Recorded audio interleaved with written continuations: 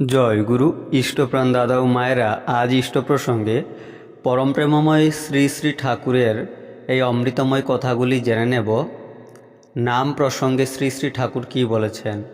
নরেন্দা শ্রী শ্রী ঠাকুরকে বললেন, সব সময় নাম করার সুবিধা কি? শ্রী শ্রী ঠাকুর বললেন, সব সময় নাম করলে একটা সুকেন্দ্রিক মনোভাব হয়।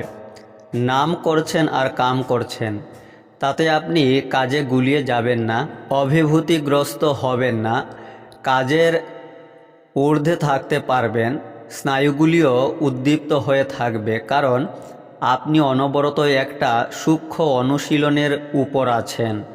আবার সব সময় এই রকম নাম করা বসে নাম ধ্যান করাকেও সাহায্য করে। নাম করার সঙ্গে সঙ্গে অভ্যাস ব্যবহারকেও সচেতনভাবে নিয়ন্ত্রণ করা লাগে। যজন মানে নিজে অভ্যস্ত হওয়া, সব দিক দিয়ে সর্বত্রভাবে।